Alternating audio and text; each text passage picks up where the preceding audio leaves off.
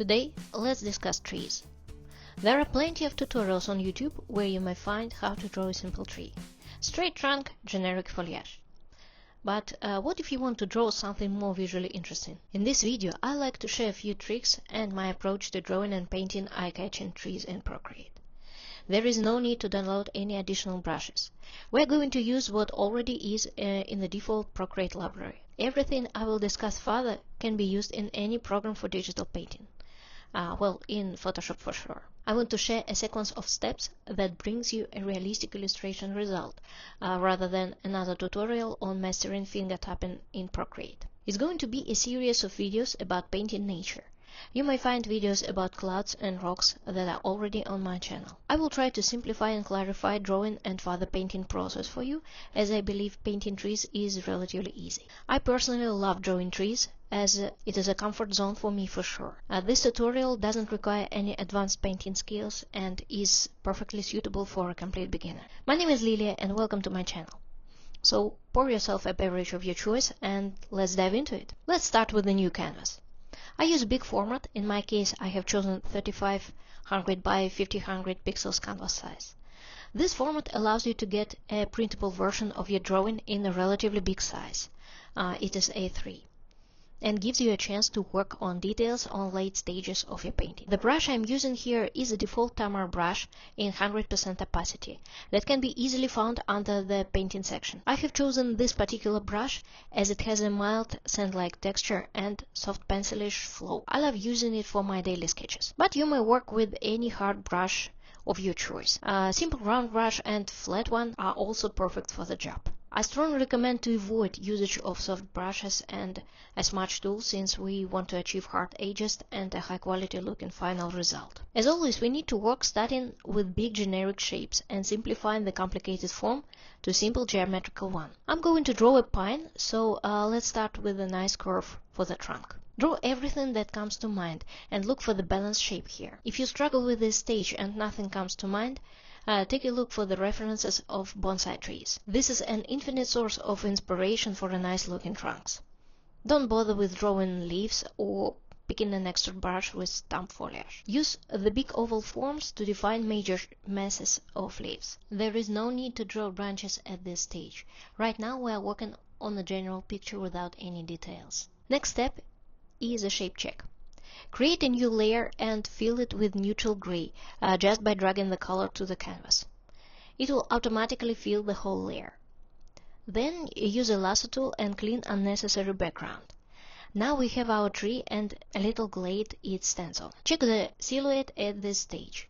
Is it believable? Does your tree fall in or properly stands on the surface? Is there a balance in shapes and masses?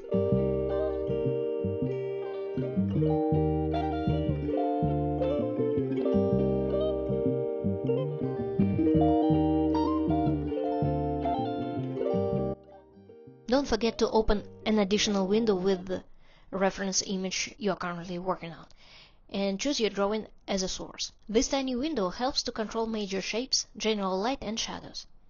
Traditional artists take few steps back to see the whole picture and check the values.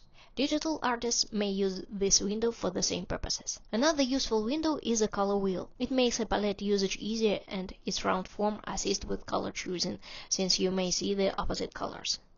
Simply open the color menu and drag it to the desirable spot. It is a separate mini window, although it might not look like that. Let's move to the painting stage. Define the main color palette.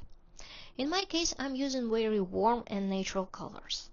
Put an alpha lock on your gray layer and start to add colors. Vary pen pressure and you will achieve more interesting coloring. I don't use swatches and normally take my colors directly from the color wheel. They will be mixed on the canvas and give me juicy and rich palette. That is way harder to obtain by manual picking it from the swatch menu. Okay, right now I found a better location for filming, so let's continue our tutorial. Slowly I start to add volume. Take 3 main colors for light, shadow and a midtone. Limit your palette, so here you may deal with main values and get back to the details later. Define the source of light.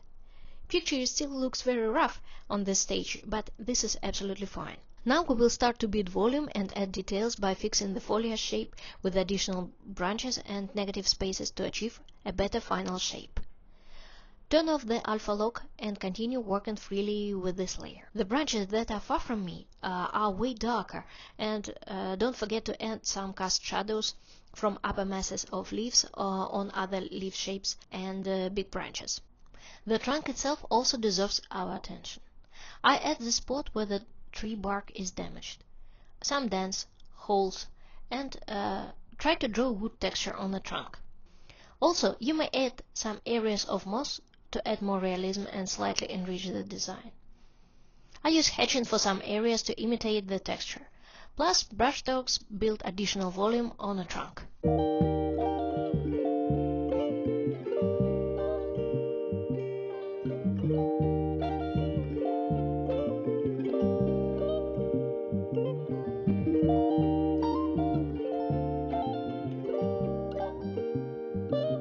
From time to time, I check the values.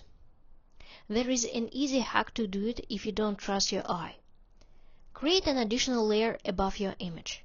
Fill it with neutral gray and put a blending mode to color. Now you may see the mistakes and areas where your image requires additional attention and volume. Don't forget that to build believable volume, you need to use all the values from the lightest white to the darkest black.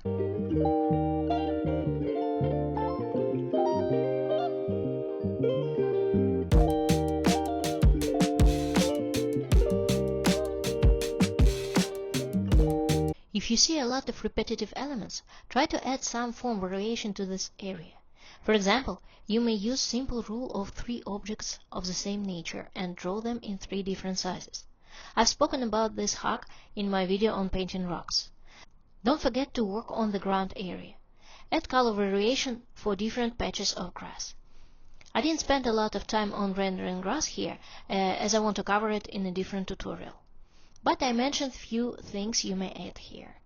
Pebbles, sand areas, easily achieved by any textured brushes. Flowers, sticks, roots. All these elements will help to make your glade way more visually appealing.